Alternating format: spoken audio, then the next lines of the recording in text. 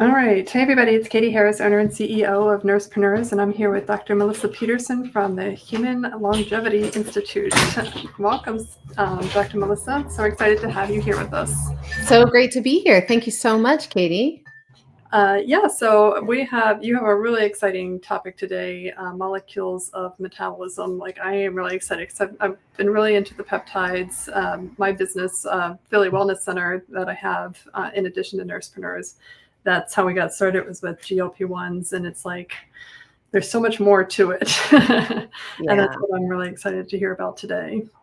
Yes, I'm looking forward to bringing up this presentation. And what I'd love, I know you'll guide me, but I do want to encourage, like, if there's questions real time, although I won't break the flow, like just to kind of see if people are feeling anything as it comes up, just to let people know that they can drop it in the chat, and we'll dive into all the things, GLP-1s and metabolic health, as we go through this time today.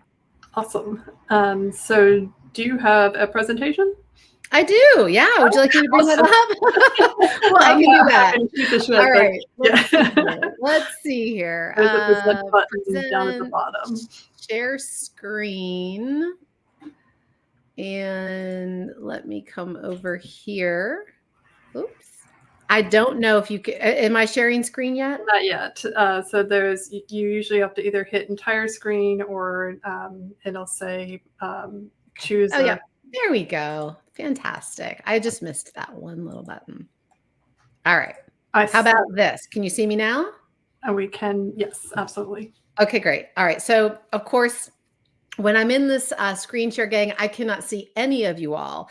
So I'm just okay. I've got the comments, and I'll take them. Perfect. Catie's going to drive us. I'm going to be looking at slides. I'm going to keep my eye on time so that we'll have plenty of time to discuss. And I just really want to thank everybody for being here today, mid-afternoon, to really discuss these molecules of metabolism. And while we will discuss peptides, we're going to expand it and talk a little bit more around this to get a real appreciation for what drives metabolic health for true, not only weight release, but enhancing just how we look and feel and live with our energy, vitality, and life. So a quick disclosure. I promise you guys, I'm here just to add value today. I'm not here as your doctor. I'm not here to treat, to diagnose any health conditions, right? Everything that we are sharing is educational and informational. And so I am looking forward to sharing as much information as possible. If you guys bring questions, I don't have the answers. We'll figure it out together. My name is Dr. Melissa Peterson. I am the founder of the Human Longevity Institute. And while I have been out of the day-to-day trenches of patient care for about probably 6 years now, I have been a licensed clinician and a board certified doctor of chiropractic medicine since the late 90s. And over my almost 30-year career, I have consulted with and operated many different types of businesses. I originally started way back in the day in the health and fitness industry. I've always been into lifestyle ever since I've been a kid, because I was a dancer when I was 2 years old, started. So I've always lived a life of kind of wellness, if you will. But I give this context to say I have literally been side by side, knee to knee in the trenches of, I would say, just about every type of practice with every type of practitioner, because I've been consulting and educating my fellow clinicians for probably the last 18 years, while also running multiple 7-figure and up businesses in the holistic and integrative space. And as I've gone through this, a big part of what I've done is, I would say, I'm an entrepreneur at heart. I grew up with a dad that was, immigrant and sales, and you go get yourself up by your bootstraps. And so I just love business. I love sales. My brain loves marketing. And, when insurance wasn't working and we switched to an all cash model in practice, and there was a learning curve, and we'd hire these marketing firms and things like that just weren't getting it done, I did a deep dive. So probably about 14 years ago, I went online before telehealth was a thing. So literally 12 years ago, I went to a hybrid model. I did high ticket sales in my practice. I started to consult many, many doctors at that time. And then as I evolved, I launched the Longevity Summit, wrote a best-selling book, TED Talks, the whole deal. But the reason I'm sharing this, not to say, oh, I'm great, is to say I get it. I've been where you are at. And even though I don't do patient care directly today, what I do now is not only do we educate amazing clinicians and practitioners like yourself, we do large online virtual containers with clients and patients. So I still do interact with patients, but instead of one-to-one, it's now one-to-many. So we'll have 100 to several thousand at a time, depending on the programs that we run. So I am excited today to talk to you about this conversation of the molecules of metabolism and how this applies to the patients that we're seeing, again, individually and or at scale, and how you can begin to appreciate the opportunities to not only increase compliance, improve patient outcomes, but also improve revenue and, of course, results in the practice and the patients that you serve. So really quickly, if you have not already, go ahead and just take a picture of that QR code. This is where you can grab the slide deck. So everything I'm about to show you, it's all right there. Go ahead and grab it. We'll show this QR code one more time at the end so we can really dive into today's presentation. All right, so what are we going to cover? You are going to understand metabolism on a cellular level, macro and micronutrients, what's really needed for metabolic health, why calories in and calories out do not work for weight loss. We're going to bust that myth today. Review signs of metabolic dysfunction and what they mean. How to regulate our metabolism by pairing lifestyle and molecules. This is the big misnomer. We are missing a huge part of what really moves the needle, so to speak, for long-term success. And of course, we're going to talk GLP-1s because many of you are already using them, you're interfacing with them, and or you've got patients coming in that are on them. So we want you to be really empowered, informed, and educated today so you can confidently go out and support your clients. So if you all, and I'd love to see kind of by, show of hands, so to speak, or drop in the chat, how many of you right now are already working in weight loss. You're already working with, you've already offer some kind of weight loss program. You've got patients that you are prescribing or, they're on GLP-1s. You're working with them specifically to release that weight and improve metabolic health. I want to know. And how many of you are not? So just so when I get to the Q&A, I can get a real great appreciation of kind of where are we at just as an audience right now.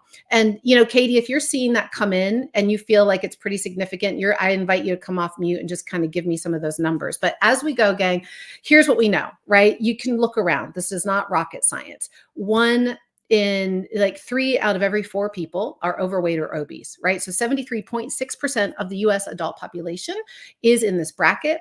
And this industry currently, although it's set to break these records, currently weight loss generates $3.8 trillion annually. Now, here's a fun fact. Do you know what our debt is every year? What our US debt is? It's 3.8 trillion. So our costs of what we pay to manage sick care is $3.8 trillion. Our healthcare debt, rather, excuse me. And so it's very interesting, isn't it? Kind of, could it be that all of this metabolic dysfunction is exactly what's breaking down our health and leading to chronic disease? Coincidence? Probably not. The estimated annual medical cost of obesity is 173 billion. That was back in 2019. And we know that if somebody just by being overweight and obese, they're already going to pay on average about $1,800 or higher than people that are not overweight or obese on their medical costs. Because of course, there is great correlation of what is happening metabolically and the downstream effects when we are dealing with being overweight. All right, so I don't have to tell you guys this again. We've seen this change, right? So from 1999 up until today, decade by decade by decade, the prevalence of this issue continues to become more severe. And so to be where we're at today, we know that obesity-related conditions, right, they obviously increases the rate and risk of all-cause mortality, cardiovascular disease, stroke, high blood pressure, type 2 diabetes, gallbladder, cancers. You guys know this. But let's just pause for a moment. I mean, isn't it curious that we are spending 3.8 trillion every year on weight loss? We have been fighting the battle of the bulge for decades. We have been telling people actively since the 70s and the 80s, eat less, move more, right? Calories in, calories out. So people are doing that. And we know, actually, I've got a slide coming up. Let's see if it's here. I'm going to jump ahead. I'll go back. Let's just look at this really quickly. So right now, on average, the average adult is only consuming about 1,800 calories a day, women, and about 2,400 calories a day, men. This is on average. This is not excessive caloric intake, gang. So let's go back. I don't want to beat the punchline here, but the reality is that something more is happening.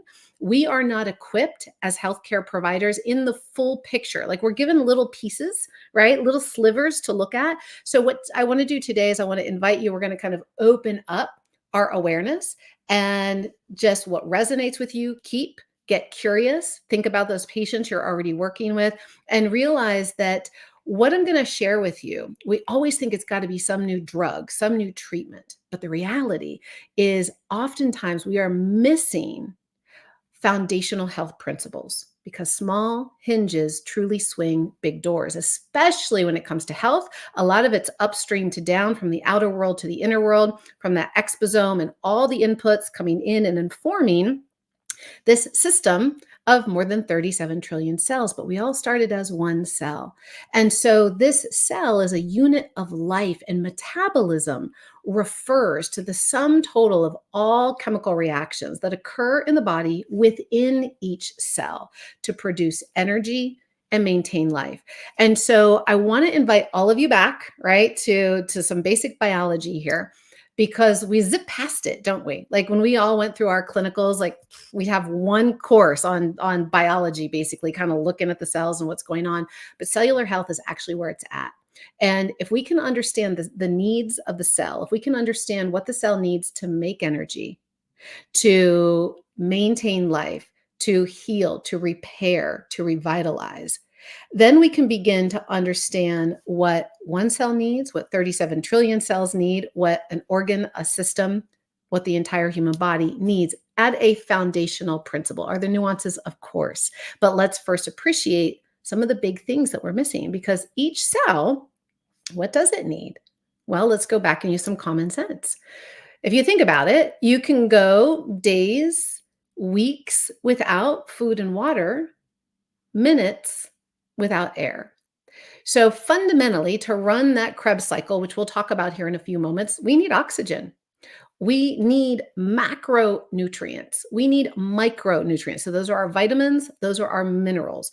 Believe it or not, we actually need light. While we do not do photosynthesis the same way a plant does, we'll touch on it just a little bit today around circadian rhythms. Every cell has a clock. Every clock is literally in direct communication with the HPA axis. It's regulating metabolism. It knows where we're at in space and time. And that light is a powerful hormonal metabolic cue that's integral in how we make energy and use energy efficiently in the body and or store it as fat. And of course, we need water. So let's just think real basic common sense. How many of your clients aren't even drinking water? How many of them are doing intermittent fasting because they think that's how they're supposed to lose weight? Maybe they're not only doing intermittent fasting, but they're doing OMAD. They're eating once a day. They're eating out of a box, a bag, a can, a drive-through. And I'm not here to talk about heavily processed foods and all that. I'm just talking about nutrient density. So how many of your clients are actually getting in the foundational nutrients that the cell needs just to meet the demands of life? So let's appreciate this for a moment. What does control metabolism? So I just kind of gave a little, I teed it up a little bit. Your circadian clock is your main regulator of your metabolism. You might have thought it was thyroid. It is not. It is not. It's the circadian clock. Now, circadian rhythm, circadian biology, Nobel Prizes were won in 2017 is when really the depths and the level of understanding, like, it's been known for a minute, but the ways in which our chronobiology dictates metabolism, sickness, disease, health, vitality has only really been fully known for about the past 8 years. So please don't feel bad if this is brand new to you. You didn't miss a memo. This is just coming out more and more in the sciences. But here's what's really important. So quickly, again, every cell has clock genes. All these clock genes are communicated by the 24-hour light dark cycle. Okay, for those of you doing shift work, I'm really sorry. That's a whole other masterclass because that definitely dysregulates metabolism quite significantly. But there's a biodirectional effect of our circadian rhythm. So what happens is the light and the dark talk to a part of the brain, the suprachiasmatic nucleus. It's the master clock, which interfaces with our HPA axis, which then talks to literally every organ, every gland, every system in the body. And so if we think real basic common sense, it's the body's way of knowing where we're at in space and time so it can stay on time. Hormonal signaling, which hormones, right? Our endocrine system is a big part of what's driving metabolics, okay? Not just calories. And so if we think about it through that lens, we can appreciate that there are hundreds of functions that must occur every day within this beautiful body that are influenced by hormones. Now, we all know hormones are just chemical messengers, right? They're beautiful signaling agents to say on, off, up, down, more, less. That's all they do. And they're very important because if we're not getting those right messages in to say, oh, it's time to make more of this or less of this, then all of a sudden, like, the message isn't getting delivered. And all of a sudden, things start to back up. Things don't get done. Things break down. Think about it at work, right? If you're not getting the right message, you're not getting the memo, you didn't know what to do next, like you're behind. If you had lost an employee and it's all on you, you're behind, right? So it's the same thing in the body. It's very, very simple. So energy metabolism is regulated by many hormones, enzymes, and transport systems, and the circadian rhythm modulates all of these pathways, their expression, secretion, and or activation. And the one thing I want to show you really quickly, because today I told you one of the myths we're busting is not just calories in and calories out. And one of the biggest disruptors to our metabolic health is light pollution, too much blue light, not enough darkness. We are overstimulated all the time. And so we are constantly getting improper cues into our brain about what time it is. Now, why would this be important? Here's the study. This is such a phenomenal study. When you guys download this, I mean, like, if you're even mildly curious, one of the best papers I have ever read, but I love it so much because we're looking at the 24-hour light dark cycle as it pertains in this particular image that I'm sharing with you is what hormones are naturally released when. Then these are hormones of metabolism. So when we're talking about molecules of metabolism, I'm not just here to talk to you about a GLP-1. We're saying what's happening in the body that's over the control of our metabolic function. And why would it be dysregulated? Because again, if we've been cutting calories and we got every weight loss drug on the market known to man, woman, child, and everything under the sun, why is it that 73.6% of us are overweight and are obese? Fundamentally, at a very basic level, we're out of sync. We are not getting the right cues at the right time. And so we have a lot of chaos happening in our body, and it's always trying to play catch up, meaning it's leaving our body in a constant state to a greater or lesser extent of distress. Okay. So, what normally happens when the sun begins to rise, cortisol rises us out of bed. Now, that's really important. We want cortisol. Cortisol is not always the enemy. It's supposed to rise in the morning and rest at night. As it lowers is when melatonin comes up for us to sleep. But here's what I really want you to see that's quite interesting. Ghrelin, I'm hungry as it pertains to weight loss. Ghrelin is naturally coming online at 8 a.m., 1 p.m., and 6 p.m. What we know from research is that we are more metabolically efficient in the first part of the day than later in the day. Well, why is that? Well, okay, hold on. Let me give you an interesting study. There's a study that found the same meal eaten at breakfast and at dinner produced a much greater glucose and insulin driven response at dinner. The meal didn't change, just the time of day changed. Why would that be? Well, if we get really curious, we can see that around 2-ish in the afternoon, when we all kind of get that mid-afternoon slump? Well, that's when insulin naturally comes online. Why would that be important? Well, insulin is fat storage, isn't it? Insulin is helping to sop up any excess glucose. Insulin is putting us, the more that we go into a fat storage state, think about it. The body is so innately intelligent. It's beautiful. And it makes no mistakes. Is it saying, we're getting later in the day because it's cueing the signals, we're getting later in the day. So we're going to start to slow down that metabolism to get ready to go into hibernation at night. And what happens is right here at around 4 o'clock, the hormone leptin comes in. Now, leptin is supposed to say, I'm satiated. I'm not hungry. I'm good. We have a lot of leptin resistance, a lot of insulin resistance, because again, our clocks are all over the place. So when you start to kind of slow down, go into fat storage, which again, why the later and later we eat, the more dysregulated that insulin and glucose response is going to be. And so we still, okay, so we'll come back to that later, but then leptin comes online to ensure that, like, ideally our bodies don't want to eat a lot at night, because they're getting ready to go into hibernation. They're getting ready by 10 o'clock, okay? By 10 o'clock at night is when cortisol is supposed to be at its lowest, melatonin's coming up at its highest, everything's supposed to be dark. The more we're bombarding ourselves with our screens, your patients included, the more we're getting missed signals, we're keeping our hormones completely misfiring, we're not getting a good night's sleep, which in and of itself is one of the key factors to effective weight loss and metabolic health.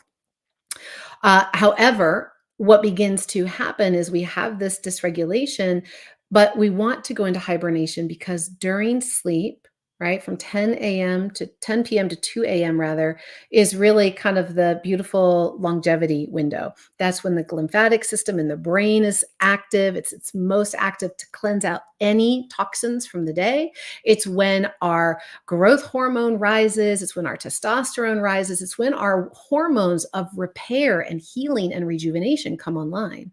But when we're not sleeping, right? When we're disrupted all day long, our metabolisms are a mess. We're not getting basic things that our cell needs. Our bodies perceive threat. When we are in threat, fight or flight, we're going to produce more cortisol. We stay in a fat storage zone versus a fat burning zone. And so these are just some little things that I'm just kind of indicating to you all go into this equation that we don't get enough time for in a 5-minute visit or a 3-minute visit, right? To really understand what's happening in the heart and the soul and the lives of our patients that we serve.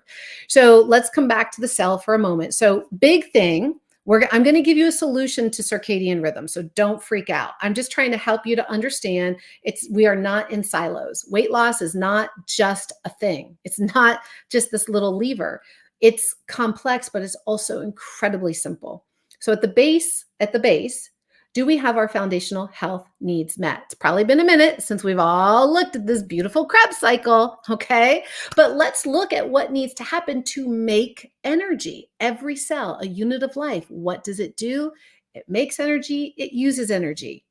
That's what it does. It makes energy for us to meet the demands of life, to heal, to repair, to rejuvenate, to keep up, to go, to run, to think, to read, to scroll, all of it, to breathe, for crying out loud. We need energy for that to all happen. We need oxygen, water, carbs, amino acids, the building blocks of life, essential fatty acids, your foundational Bs, man. And of course, we know at least 67% are having a methylation issue. So let's just say, make sure they're on a methylated form. No folic acid, please. No folic acid. We want folate, methylfolate, please. And so then we need magnesium, iron, CoQ10, phosphorus, copper, zinc. These are the basic things that are needed in this Krebs cycle. Are your patients getting that? Because if they're not, they're going to already have an issue properly making energy and using energy. Now, this is important. Why would that matter?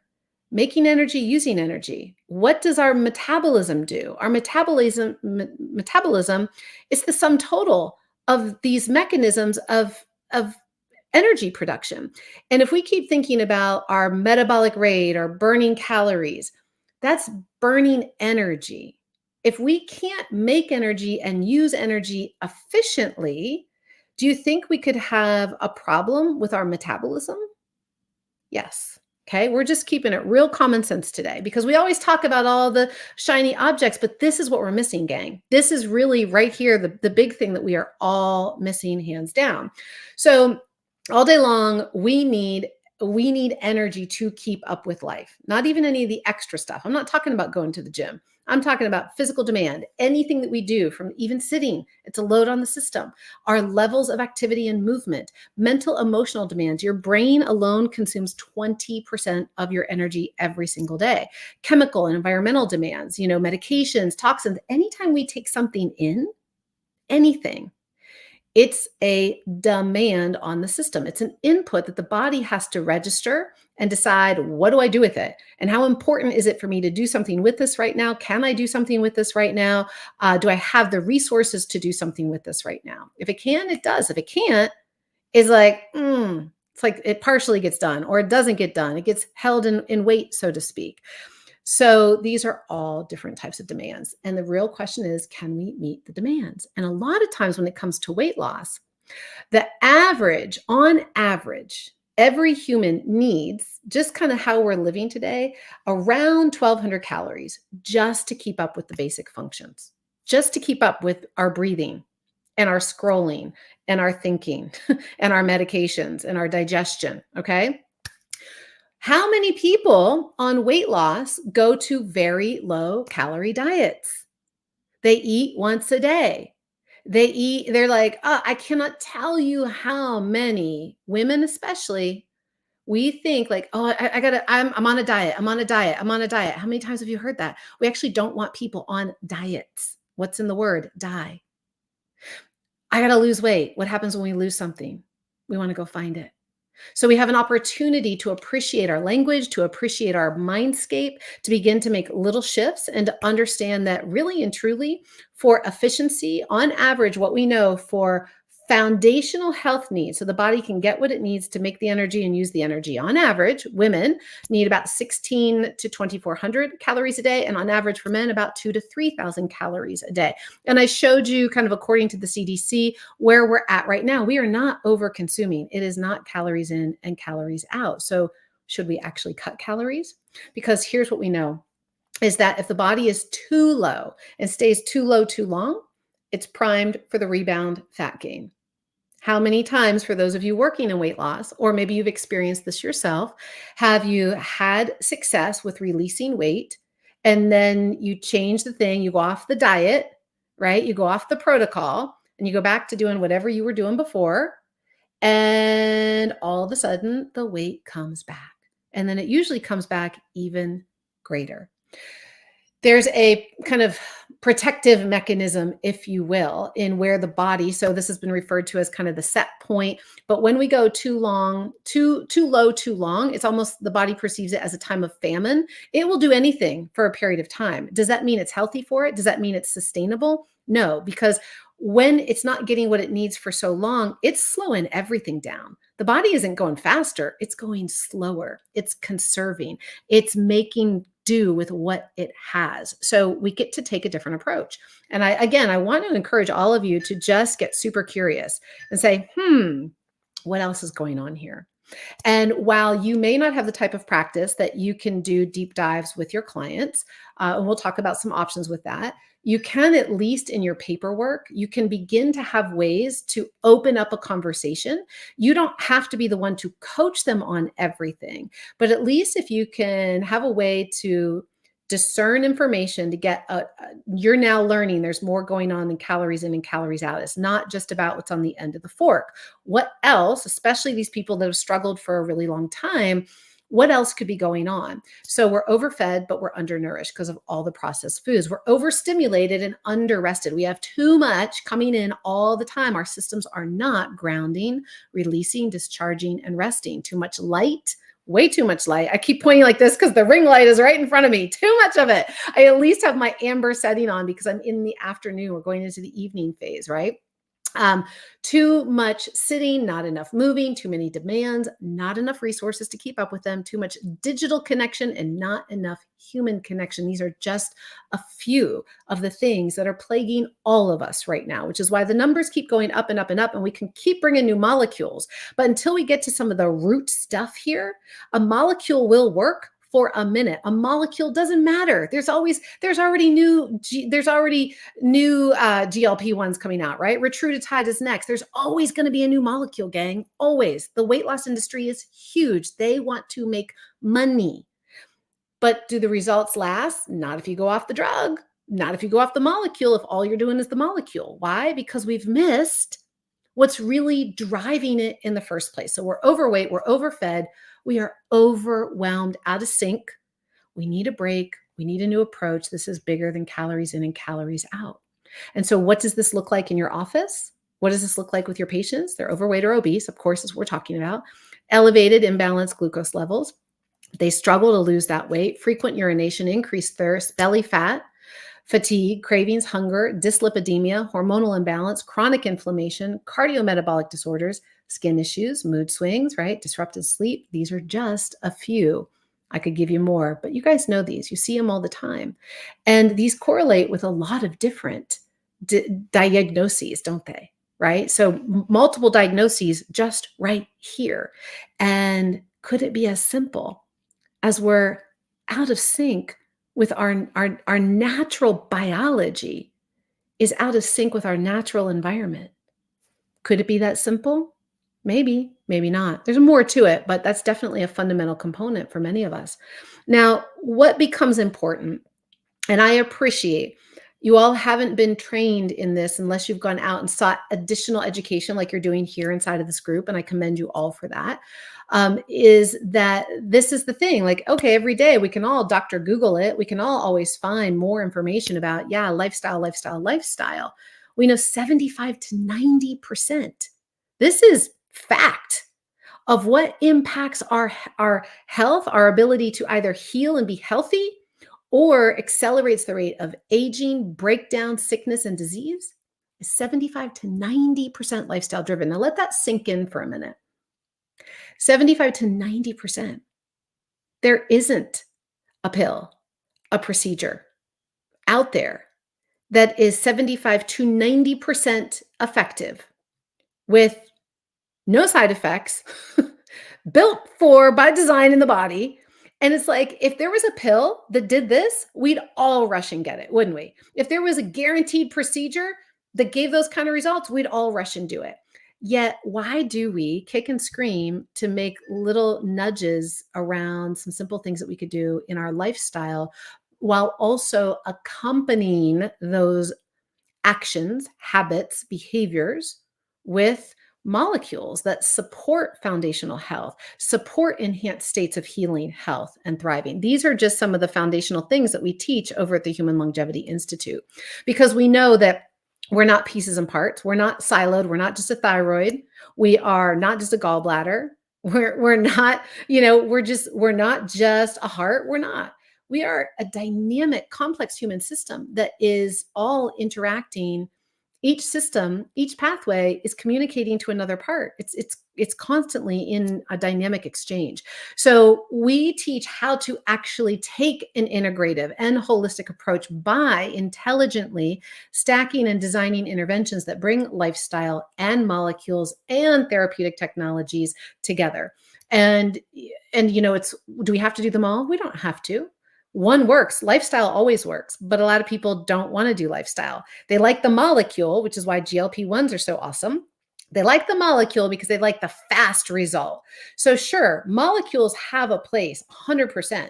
So molecules come in, but we want to lay in that foundation that takes longer. Lifestyle takes longer if we're changing behaviors or habits, right?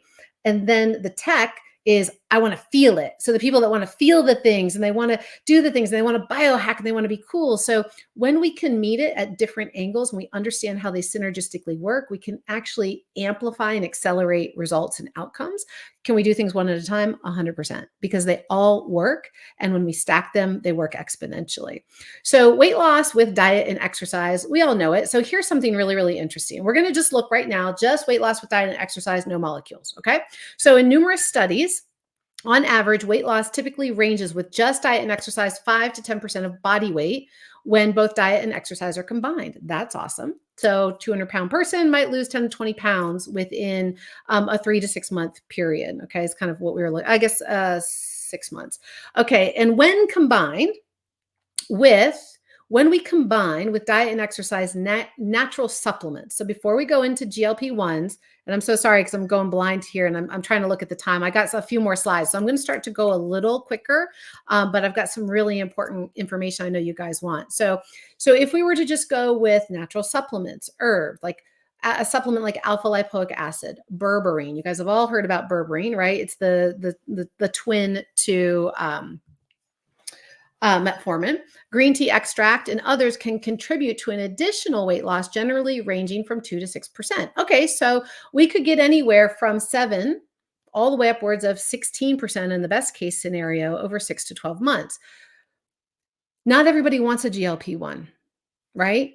So we need to understand who are our people, where are they at? You as a practitioner might not agree with GLP-1s, and that's also okay. So what is it that we need? Where are they at? Most people are coming in, 73.6% are going to be in a state of imbalance. They are already expressing symptoms. They've got one or more diagnoses, maybe in a full-blown state of disease. And so we want to be able to meet them where they're at, but it's not about take 2 steps forward and 3 steps back. As healthcare practitioners, we've only been taught how to treat the problem. And we think as soon as we get the problem gone, hence losing weight, then we just stop, the protocol ends, they go back to doing what they're doing and life should be good, but it's not. They go back to where they were. Why is that? It's not just that they probably haven't made significant changes in their habits or their environments and their lifestyle and things like that, but it's also every day that we're above ground, we have stressors coming in. There's always new demands coming in. And if we are not continuously supporting and replenishing the system, there's always going to be breakdown, always. So we teach longevity because there's a whole science around how you actually can slow this breakdown, this process down, how you can actually kind of get ahead of it. And you can actually get into what's called a longevity escape velocity, where you're actually biologically aging at a slower rate than chronologically, so much so that each year you chronologically age, you're like aging in reverse. So you're actually youthing year by year because there's in it, so much of it is rooted in metabolics, you guys. But here's what I want you to know is even with weight loss, people come in a problem state, but you ultimately don't want to keep people on these GLP-1s. You want to have a plan. You use them in a short period of time. They're highly effective, really and truly very, very effective. And then there becomes a time that we do want to titrate them off. We want to have other molecules we're bringing in. We want to make sure we're bringing in lifestyle. We want to make sure that we are bringing in solutions that work with them to meet them where they're at and their pain point, get the weight off, help them start feeling confident and seeing some results. And then stacking in these other methodologies that give this really robust total metabolic transformation, that then they're moving forward, not into just trying to fight the problem. And like I did the thing and now it's going to go back again. We take them back into a state of homeostasis and then we really move into optimization. There does become a whole other side of healthcare where we're not just fighting problems, but we actually are working with people, not again into really increasing their resilience, their capacity, their innate ability to thrive forward as they are meant to. So, okay, all these things kind of prevent this naturally from happening. So now let's look at weight loss with GLP-1s. Okay, so here's why GLP-1s are the massive craze. So in 6 to 12 month trials, we know that we can lose 10 to 15% body weight with just a GLP-1. So that's 20 or 30 pounds more, okay, than what they were losing before. In some studies, participants are losing 15 to 20% of their body weight with medications like semaglutide, especially when they combine it with lifestyle. So it's a bigger bang for the buck.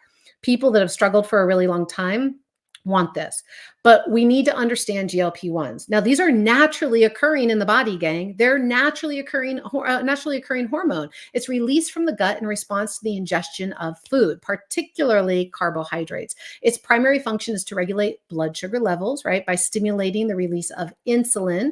Why? Well, insulin is going to inhibit the release of glucagon from the pancreas. So insulin is going to go gobble up any of the glucose, right? It's going to lower that blood sugar. It's going to increase that uptake of glucose into the cells. It's going to push more of it in, while glucagon raises blood sugar by promoting the release of glucose from the liver. So it's kind of saying, no, we don't want to release any more from the liver. So we're going to release less from the liver.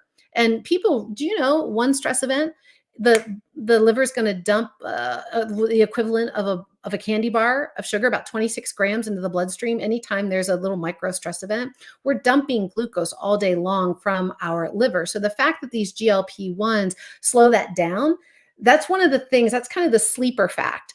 Here's what's really important. People that are really stressed and they've got, whether it's physical, mental, emotional, chemical, environmental, unresolved traumas, just all of these stressors on their system. Now they're still in the same stressful environment, but they're not going to dump as much glucose as they would have before being on the GLP-1. So that's actually really good, right? So it slows that drip down. So they're not going to have all this blood sugar dysregulation, which then would have all this insulin dysregulation and keep them in that negative feedback loop of insulin and leptin resistance and fat storage. So that is one of the most amazing things that these molecules do. And people just dismiss stress. They just think stress is supposed to happen. Well, we're not supposed to be stressed the way we are. So they have many beneficial effects, right? So we know it slows down gastric emptying. Let's please take a moment. Gastroparesis is a potential side effect. A lot of people get really freaked out by this. It happens in about 1% of users. And I'm sure that any of you working in this do understand that when they stop using it, if they are in that percent that are being affected by it, then they stop using it.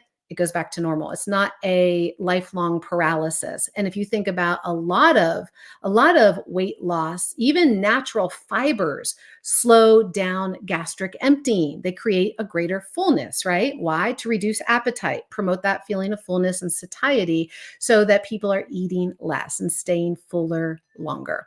All right. So we just talked about this. So we know these as Ozempic, Wegovy, really there's semaglutide, tirzepatide. We've got new ones coming out now with, like I said, with retatrutide. Every week there is a new GLP weight loss molecule coming out to the market. But the big thing that they really do is what we just said: stimulate insulin release, inhibit glucagon release, slow gastric emptying, appetite reduction. They change behavior. So not only do they work on what we are putting in our mouth, but because there's a dopaminergic effect. So if you guys don't know this, there's been massive amounts of studies with these GLP-1s and how they work with addiction overall. And this is actually pretty huge. So not only addiction towards food, sex addiction, shopping addiction, smoking addiction, gambling. There's been studies with gamblers. It's really phenomenal, the effects that these molecules are having on just creating they're reducing food noise in the brain. They are creating a greater state, again, of satiety. I'm good, I'm comfortable. And their system isn't in as much distress. So they're not always trying to soothe that stress response with whatever their trigger action is. And here's a phenomenal study. It wasn't out of Deloitte. It was another, which I'll have to pull it up. I can't believe I don't have it here, but really big study out of one of the big research groups that looking at spending behaviors. And so what we know is that changes after being on GLP-1s, we saw changes in how they're spending in the grocery store. 61% were doing takeout and delivery less, 63% ate out less. But here's what's super huge. 50% or more reported cutting consumption of sodas, alcohol, and salty snacks. 40% reported decrease in smoking and vaping. Pretty huge. So these really have pretty significant positive effects. There is a place for these, but there is also the dark side. So there's a few things that happen with these molecules that we have to be aware of if we're working with patients. Muscle wasting. Anytime anybody goes on any kind of weight loss program, there's always going to be muscle wasting because they're not eating the amount of nutrients they're supposed to. And the biggest reason is they're not getting in the proper amount of protein.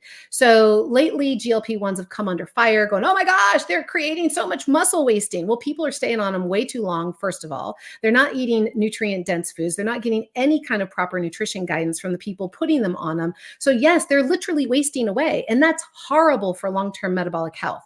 Muscle is your organ of metabolism.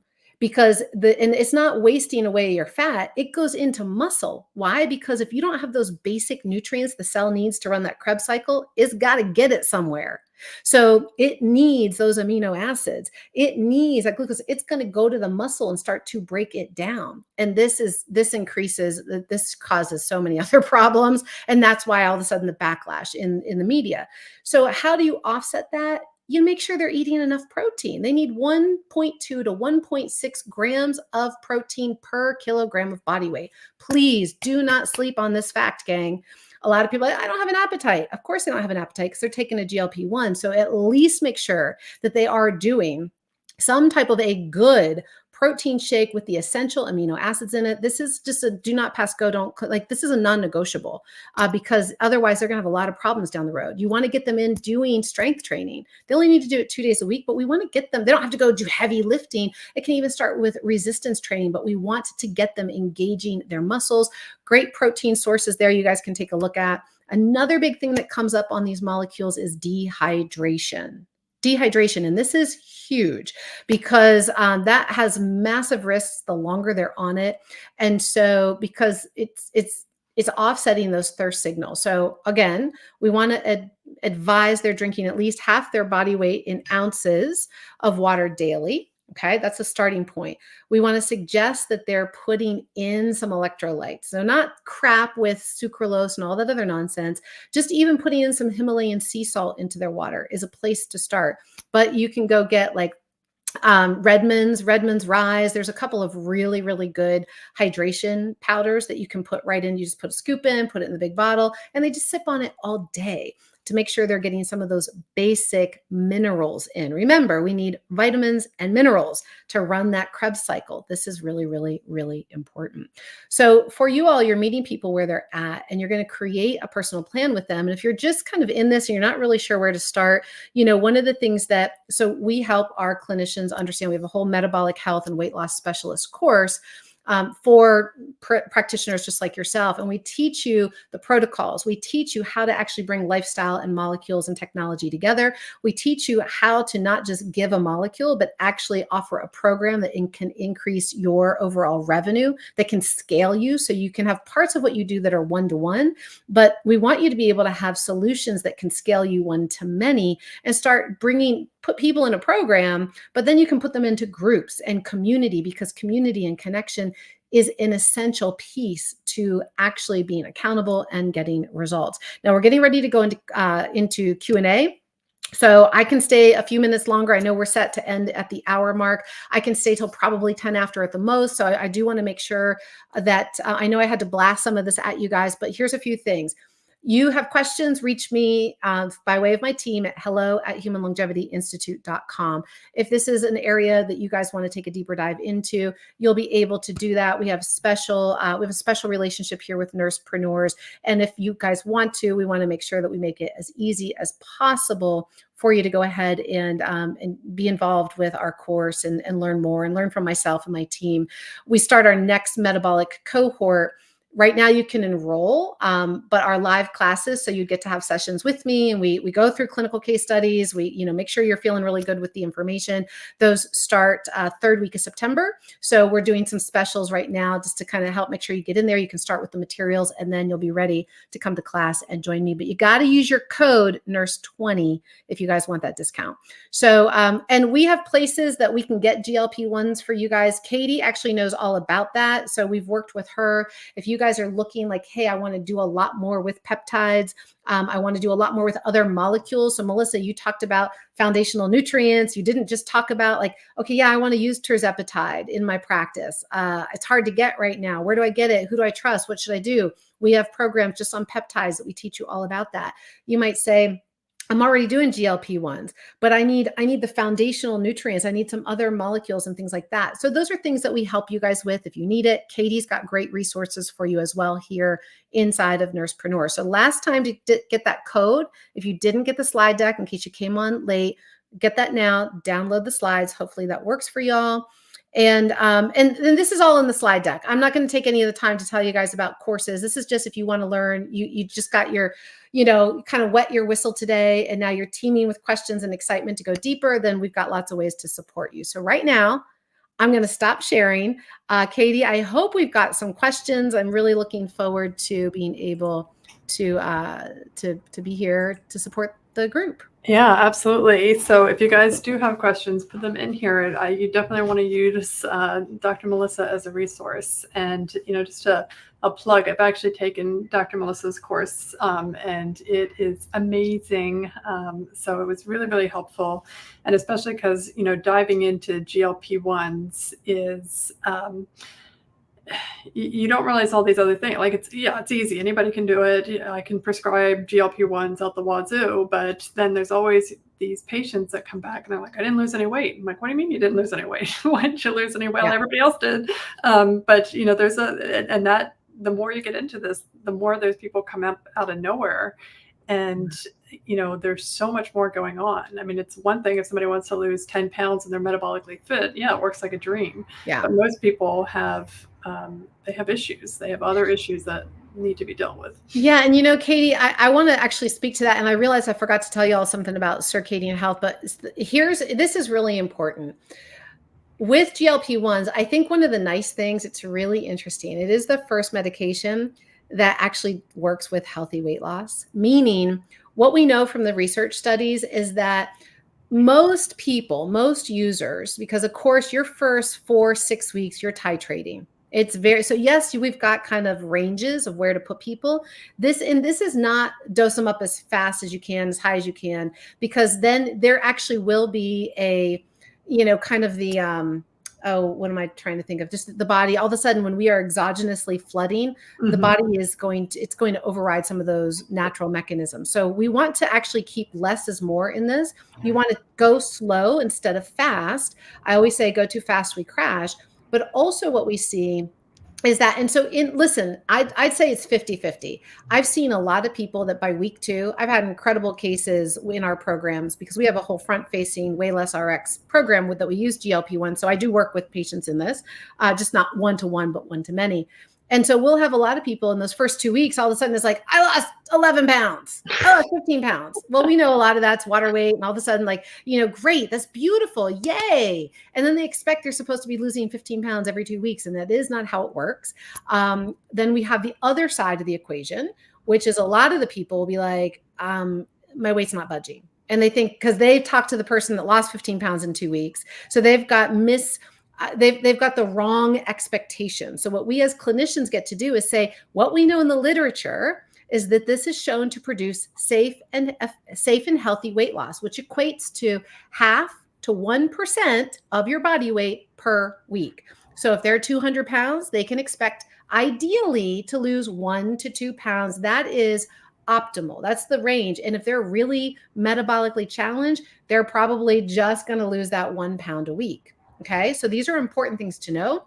We don't want to have them on the scale all the time at all. And a lot of things are happening with fat loss versus just literal weight on the scale. So again, we teach all of this in the metabolic course, a lot of these clinical pearls. But the last piece I'll tell you with that is that a lot of people really, I've seen it time and again, it seems like 6 months is the magic mark.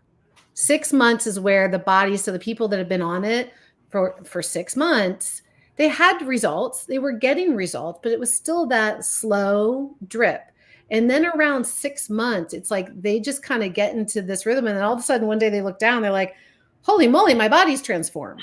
And, I mean, Catie, right? I'm sure you've had that too. It's like, so 6 months. So it's about setting and managing expectations. You're not going to just dole out an injection per week. You don't sell these onesie twosies. These are programs. This is compliance. And a lot of people are curious, but guess what? People want this stuff. So you can set yourself apart. You can create cash pay programs. You can really create massive transformation and beautiful experiences for people, but you can't be afraid of it. You can't, I always say, don't let the inmates run the asylum. Meaning like they didn't just get there overnight. The weight didn't just come on. The metabolic insufficiency didn't just happen. So let's hold people accountable and let them know they're in the right place. We're going to love them up and support them. We got the molecules that'll help. And it is going to take time. Right. Yeah. No, I've had a couple of people that were like, oh, I'll just, I'll try it for 1 month. And I'm like, no. I'm like, no, if you want to commit to it, fine. But 1 month is not enough time. we're starting at a really low dose. You may Yep. not lose any weight, the first month. So absolutely not. I'm not wasting my time with somebody who wants to do 1 month of weight loss. Yeah, I'm like, exactly. do body contour or something, something else. Exactly. 100%. And listen, let me also give this really quickly in case, I don't know if we've got any questions. When that happens, I'm like, well, I either did a really good job or a really poor job. One of the two. No, you did a great job. We have lots of people hanging on too. I don't know if they're being shy. Normally the nurses are really they're asking questions bring it, like gang. crazy. I'm here for you. This is my favorite conversation. I've been doing weight loss and metabolic health for, easily 25 years. It's, I've way back in the HCG days. That's what we used to do in my practice. I've meditation programs for this. I've done lifestyle programs for this. I've done tech and lasers. I was an owner in a med spa. I've been in a lot of spaces and places. I've been in all the different iterations for at least 25 years. So I love to have this conversation. But let me tell you this one thing really quickly, that, there are some very simple lifestyle things that you guys don't have to be the coach. You don't have to deal with all their nutrition if you don't feel like you're able to do it yet. One of the most important things that you could do right now today with your clients is to focus on that circadian biology component and really keep it very simple. It's not about what they're eating right now. It's about when. It's not about what behaviors they're doing, it's when they're doing them. So what does that mean? So from a circadian principle and the hormones that are released to kind of help bring us into a more metabolically efficient state right away, rise with the sun, very common sense, rise with the sun, view the sun within the first 90 minutes of waking, 1 to 5 minutes is all you need. Okay, that's setting the clocks. It's actually going to increase the amount of melatonin production we will make that night to ensure deeper, better sleep at night when we view that sun gaze in the morning, not just out a window. Ideally, you want to see the sun, be outside. So rise with the sun, view the sun. Eat with the sun. What does that mean? Eat during the light phase of the day. For any of you that have people doing intermittent fasting, have them do it during the light phase of the day. Fast with the dark. Now, I know we're getting ready to hedge our way into winter. We're going to have shorter days and less daylight. And I know some people sit in traffic and don't get home until 8 o'clock at night. I get that.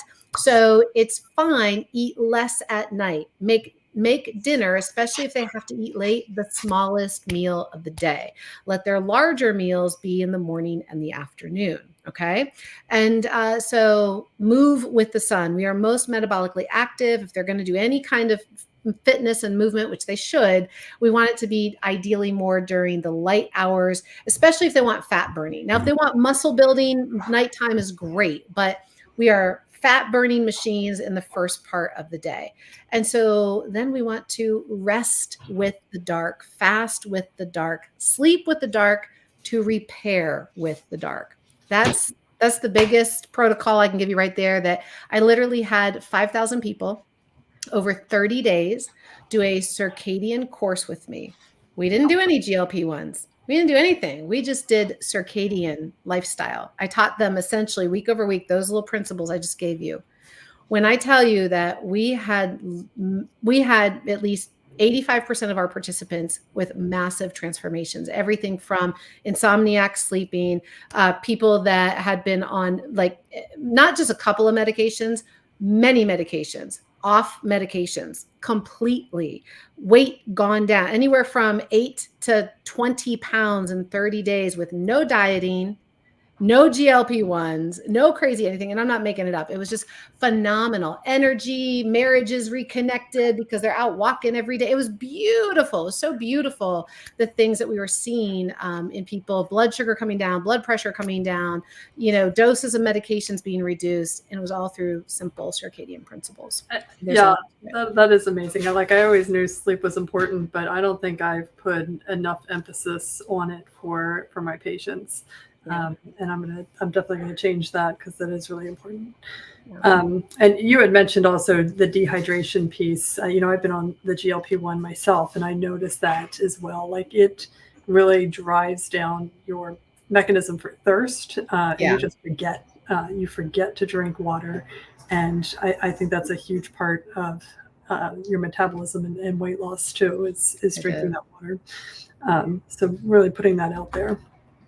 Yeah. But yeah, that circadian rhythm, that's fascinating. That stuff is really, and it's so easy. It's so obvious and easy. And yet, we have to teach people. And listen, gang, and I know that becomes a rate limiting step or a fear factor for a lot of us.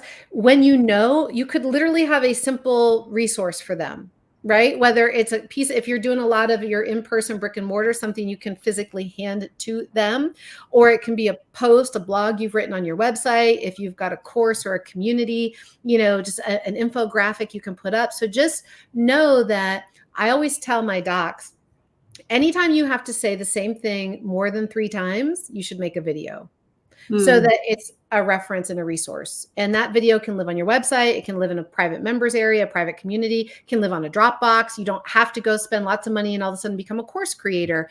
But it's just going, if these are the needle movers, like you want to have a way to just, you don't have to do it for them, but you do have an opportunity because it's ultimately your success as well. The more successful they are, the more they tell others, the longer they stay in your program, the more they pay you without a problem, the more things they buy, right? So the better results they get, the happier they are, the better your business is. And sometimes it can just be knowing it and having a simple resource to point them to.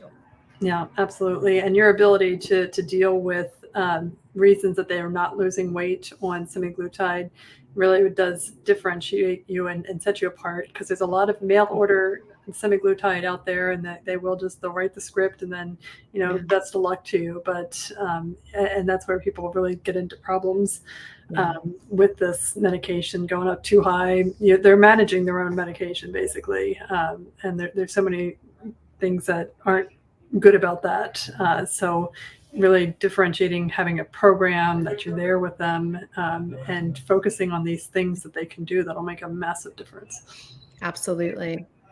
Absolutely. I agree 100%. And, so if you guys, I'll be excited. I'm here to support y'all. I know Catie does such a beautiful job with resources and so much education for you guys. What a beautiful community this is.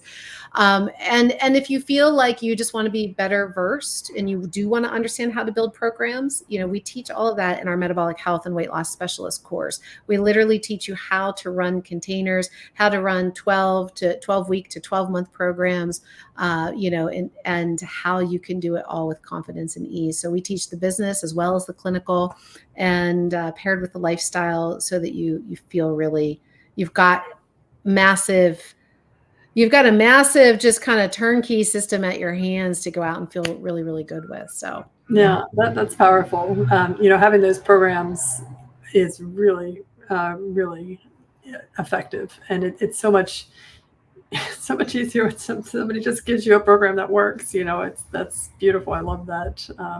Very excited about molecules for metabolism. So, and when does this course start? They can join right away, correct? So they can join right away. It's on demand. So you can literally dive in and start learning right now today if you want. You get to go at your own pace, so you don't get kicked out of it. You've got access to the course. And then we have our fall cohort, where our live classes, so you'll get live sessions with me. That starts the third week. Of September. So I don't want to say the wrong date, but basically, like, you can get in now, you can start watching all the content. We email everybody. Our classes are typically Tuesday nights at 7 p.m. Eastern. We do record them. There are replays that go up.